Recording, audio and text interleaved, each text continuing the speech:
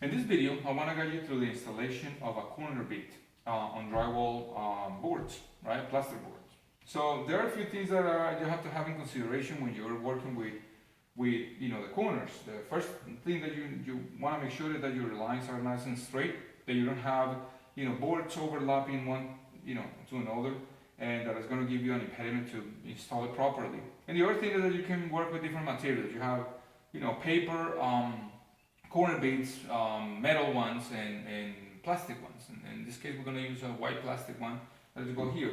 Also, they have round ones that you can install, but in this case, we're going to go with a nice straight 90-degree angle. Alright, so we have the plastic corner bead over here. This one has a lot of perforations, so it's really good for the drywall compound to go all the way into. So what we're going to do is we're going to go ahead and measure the length of this corner. And after that, we're going to cut it with either some metal pliers or a regular utility knife. This is 111.5 inches. So we're going to cut it properly, and then we're going to use some drywall screws to start working with it.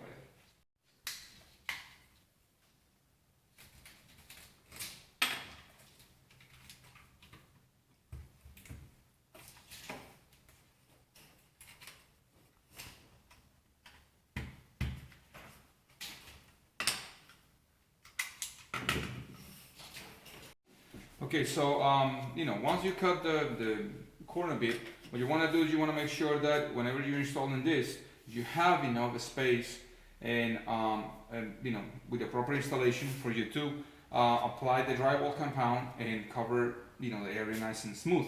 So the common mistakes are applying too much force to one side and leaving, I'm exaggerating right now, by leaving a lip on one side. The other common mistake is that if you screw this in one side, you may not screw it on the other side, and then you end up having a little lip because you're putting too much pressure over here.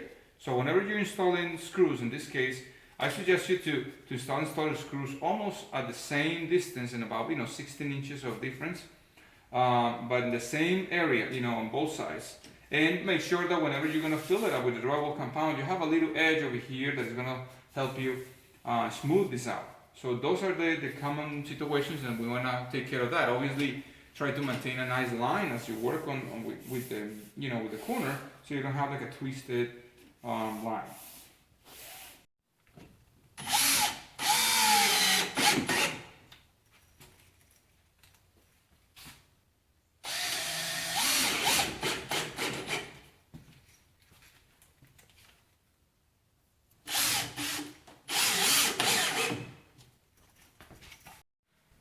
Alright, once you finish installing the corner bead, normally you can start applying the material right over it, but I noticed that through the years I see that whenever somebody hits these corners fairly hard with a piece of furniture or whatever, they tend to crack the area between the edge of the corner and the plaster or the drywall compound. So for that, just to ensure and give it a little more strength, I use this fiberglass mesh that is normally used for drywall compound.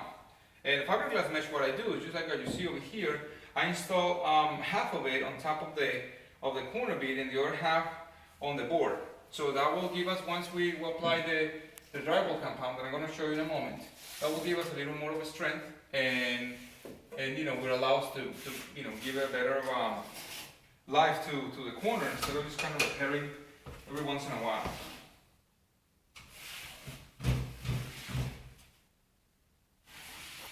Once you finish installing your tape, you want to go ahead and use a compound knife to finish this nice and smooth. Normally you will have to apply about 3 layers, and then after that you're going to go ahead and smooth it out using different type of compound knives. So I hope this video will help you to understand how to use this corner beads. Really practical. Alright, thank you so much, and I'll see you in the next one. Bye bye.